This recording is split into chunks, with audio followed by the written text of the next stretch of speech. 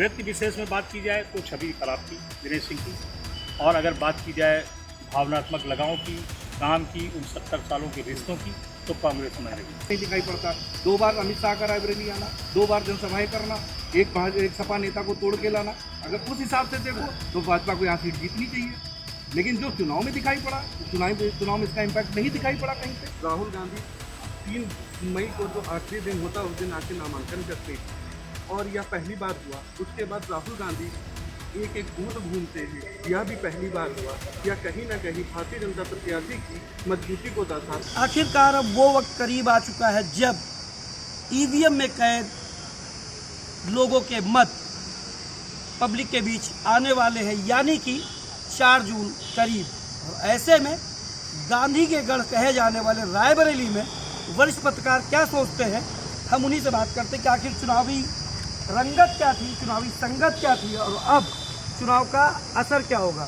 तो पहले मैं आपका परिचय करा देता हूँ। आप रवि भाई हैं, टीवी के 20 साल के जानकार हैं, अलग अलग चैनलों में इन्होंने रायबरेली से अपने संस्थान की नुमाइंदगी की है। संजय सिंह जी हैं, पायनियर के ब्यूरो हैं यहाँ के। पिंकू शुक्ला जी हैं, सोशल मीडिया के सबसे तेज पत्रकार माने जाते हैं। उपमेन सिंह जी हैं, जो वर्तमान में हिंदुस्तान में और इसके पहले जागरण में रह चुके हैं। और तेजस टुडे से संदीप पांडे जी, आपका स्वागत है यूपी तक पे।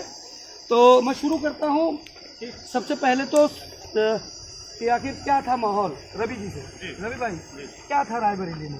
रायबरेली का माहौल कांग्रेस में रहा, जहाँ तक हम लोगों का सर्वे रहा। अब ये अलग बात है कि टक्कर पार्टी को लेकर, व्यक्ति विशेष को लेकर दोनों अलग अलग चर्चाएं हैं।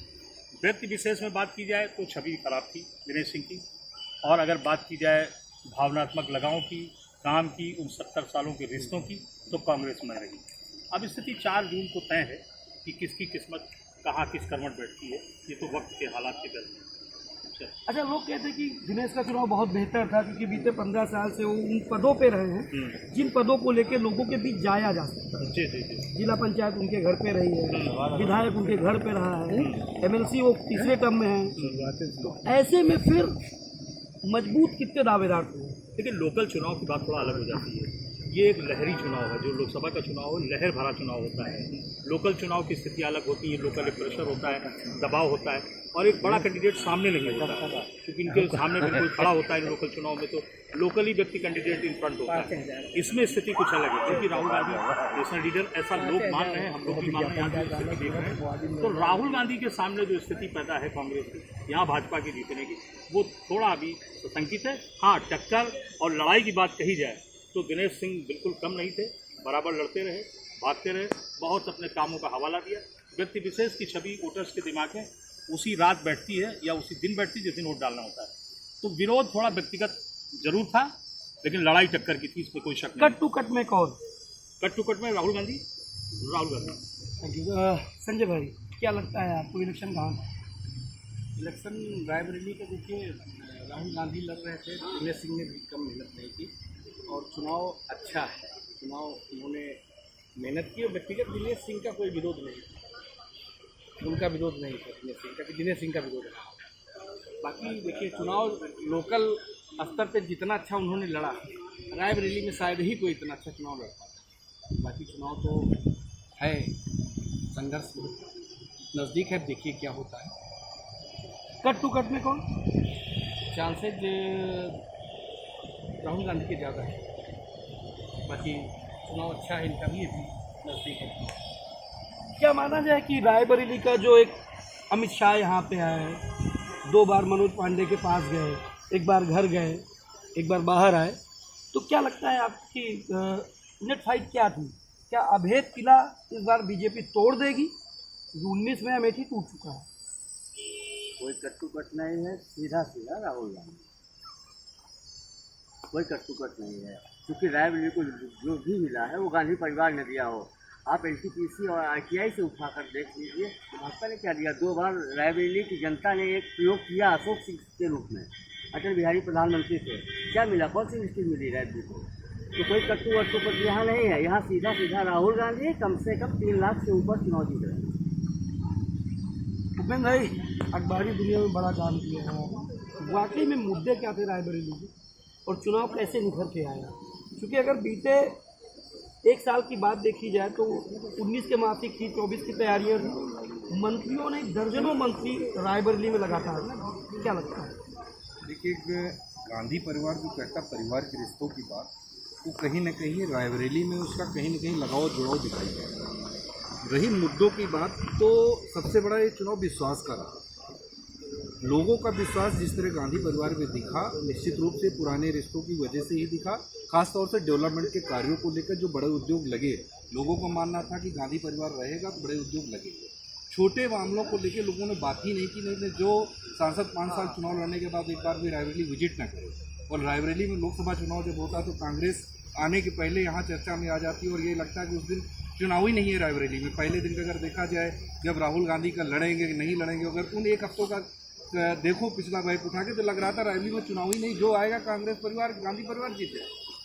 लेकिन चुनाव लड़ा, चुनाव के बाद मतदान हुआ, मतदान में सारे वोटे। अब की बार जो खासतौर से 6% महिलाओं को वोट, अब की बार 6% की प्रोग्रेस है महिलाओं की वोट। कहा जाता है महिलाएं ही डिसाइड कर देती, ये निश्चित रूप से 6% कहाँ ले जाएगा, राहुल की लीड बढ़ाएगा या नया परिणाम देगा, ये बहुत महत्वपूर्ण चीज़ है, इसको देखना होगा। अगर 6% राहुल में गया तो निश्चित रूप से राहुल गांधी की लीड बढ़ेगी, लेकिन अगर कहीं 6% में कुछ कन्फ्यूजन हुआ तो फिर चेंजेस होगा कि नहीं होगा, ये 6% महिलाएं तय की। जो कुल मुद्दे था विकास में कांग्रेस ने अपने आप को साबित करने में सफल रही, जबकि भाजपा अपने में सफल नहीं रही। ये सबसे महत्वपूर्ण चीज़ है। अच्छा, एक चीज़ ये बताइए कि जैसे एक लंबा वक्त रहा है गांधी परिवार का, इमोशन कम्युनिकेशन की बात अभी ओमाई कह रहे थे, इमोशन और काम, क्योंकि हर दरवाजे तक जाने के जो प्रत्याशी की पकड़, बीते 15 साल 14 साल से रायबरेली में सक्रिय राजनीति में है, हर बड़े पद उनके पास, अमित शाह से लेके योगी आदित्यनाथ तक रायबरेली में, कई स्टेट्स के सीएम और डिप्टी सीएम यहाँ पे, फर्क नहीं पड़ा होगा? नहीं, निश्चित रूप से पड़ता है और पड़ा भी है। जैसे कि योगी जी का कार्यक्रम सरेली में लगा, एक विधानसभा चौथी विधानसभा में लगा, और उसमें एक माहौल क्रिएट किया गया। लेकिन दिक्कत कहाँ आती है, बड़े नेता आपको माहौल दे जाते हैं, लेकिन उस माहौल को स्टैंड कराना प्रत्याशी और पार्टी का काम। अगर वो माहौल को स्टैंड करा ले जाती पार्टी और प्रत्याशी, तो वही वोट में तब्दील हो जाता है। अगर उसी माहौल को डाइल्यूट हो जाती, दूसरी कोई विपक्षी पार्टी डाइल्यूट करने में सफल हो जाती, तो वो उसका इम्पैक्ट नहीं दिखाई पड़ता। 2 बार अमित शाह का रायबरेली आना, 2 बार जनसभाएं करना, एक सपा नेता को तोड़ के लाना, अगर उस हिसाब से देखो तो भाजपा को यहाँ सीट जीतनी चाहिए। लेकिन जो चुनाव में दिखाई पड़ा, चुनाव में इसका इम्पैक्ट नहीं दिखाई पड़ा कहीं पे। जिस चीज़ के लिए अमित शाह को माना जाता है कि नहीं वो रणनीतिकार है भाजपा, हम लोग भी अचंभित हैं। 2 बार अमित शाह रायबरेली में, तो निश्चित रूप से कोई नया होने जा रहा है, नया उन्होंने किया भी। अब उसका इम्पैक्ट तो 4 जून को ही पता चलेगा कि अमित शाह का इम्पैक्ट कितना पड़ा। पब्लिक के बीच आप क्या देख रहे हैं? अगर टुकट की मैं बात करूँ तो इम्पैक्ट नहीं पड़ा या गांधी अपना दुर्ग बचा पाने में कामयाब रही? देखो, इम्पैक्ट गांधी परिवार के चुनाव में, कांग्रेस जब लोकसभा चुनाव का लड़ती है तो एक अलग एटमॉस्फियर होता है। यही विधानसभा में आओगे दूसरा माहौल होता है। विधानसभा में कांग्रेस इतनी मजबूती से कभी लड़ती नहीं है जितना लोकसभा में लड़ती है। लोकसभा जब लड़ती है तो कांग्रेस ये मान के चलती है ये मेरी सीट, इसको हरा लो, मुझे जीतना। तो जो लोगों के बीच में लगाव है, उस लगाव का कारण भी एक यही है कि गांधी परिवार हर व्यक्ति से टच रखना चाहती, हर व्यक्ति से मिलना चाहती, हर व्यक्ति की समस्या सुनना चाहती। तो उसका लगाव, सबसे बड़ी खास बात क्या है कि अब आज़ादी से लेकर जब से कांग्रेस रही यहाँ पे, जब से लोकसभा के चुनाव हो रहे, अधिकतर में कांग्रेस ही रही है।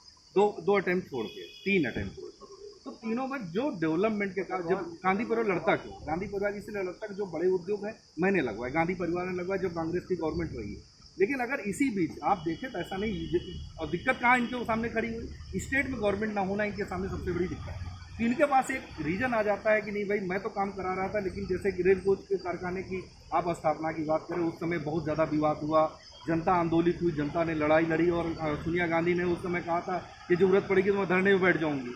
उसका माहौल इतना क्रिएट होगा, मायावती को बैकफुट पे जाना पड़ा और जमीन को देनी पड़ी। तो ये जो एक माहौल है, एक एटमॉस्फियर है, एक तो जोड़ने का लगाओ।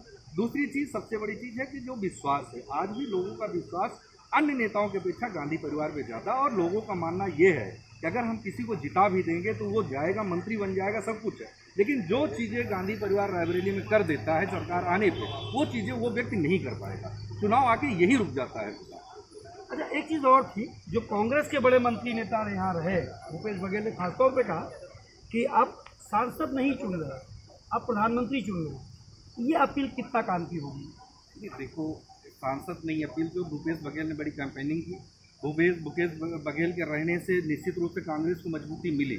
इस कारण मिली कि पूरे कांग्रेस को यहाँ पे कोई ऐसा नेता नहीं था जो अब की बार का चुनाव कांग्रेस ने ऐसे लड़ा कि इसके पास जो मैनेजर थे वो भी दूसरी जगह से लड़ रहे थे, तो इनके पास कोई मैनेजमेंट करने वाला भी नहीं था। एक नए सिरे से राहुल गांधी जब रायबरेली लड़ रहे हैं तो एक नया सिस्टम चुनाव यहाँ काम कर रहा था। उस सिस्टम को ये भी नहीं पता था किससे बात करनी किससे नहीं बात करनी, उसको जो मैसेज इंटरनल दिए गए उसी उसने काम किया। तो सबसे बड़ी प्रॉब्लम क्या थी रायबरेली में कांग्रेस के सामने कि सत्ता से लड़ना कांग्रेस को, ये सबसे बड़ा माहौल था। उस माहौल को भूपेश बघेल ने स्टैंड किया।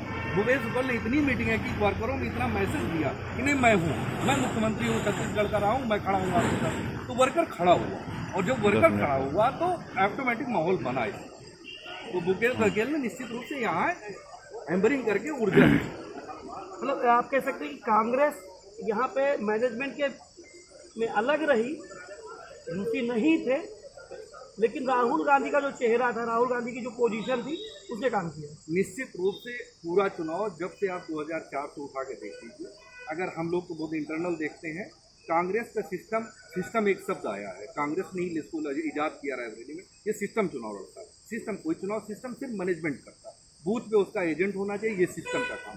वोटर कहाँ से आना, वोटर अपने आप कांग्रेस का निकलता है, हम लोगों ने देखा है, हर बार यही देखते चले। तो सिस्टम बूथ अध्यक्ष बना देगा, संगठन बनाएगा, वो उतना काम तो कर लेता है, लेकिन वोटर को निकालने का काम वोटर खुद अपने आप गांधी परिवार के नाम पे निकलता है रायबरेली में, और ये शायद अभी भी आगे भी देखने को मिलेगा। संदीप जी, क्या लगता है चुनाव कहाँ जा रहा है? चुनाव एक रायबरेली में एक तरफा है, लेकिन भारतीय जनता पार्टी का भी प्रत्याशी ने कम नहीं आगा जा सकता, क्योंकि ये 15 साल से जनता के बीच में और जनता की सेवा करते हैं।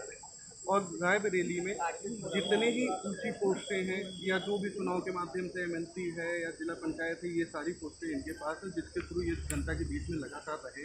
राहुल गांधी 3 मई को जो आखिरी दिन होता है उस दिन आके नामांकन करते हैं, और यह पहली बार हुआ। उसके बाद राहुल गांधी एक बूथ घूमते हैं, यह भी पहली बार हुआ।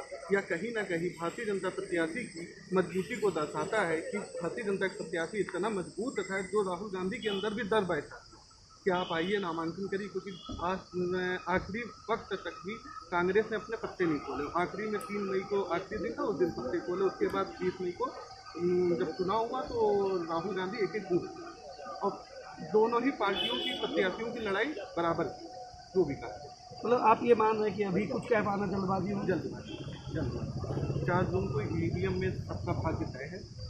खुलने के बाद पता चल जाएगा कौन कितने से जीतेगा, कौन कितने से हारेगा, लेकिन दोनों ही प्रत्याशियों ने अच्छा चुनाव। तो इस भरी उमस के बीच एक बात तो साफ है कि 4 जून को पता चलेगा कि आखिर जीत कौन रहा है, हार कौन रहा है।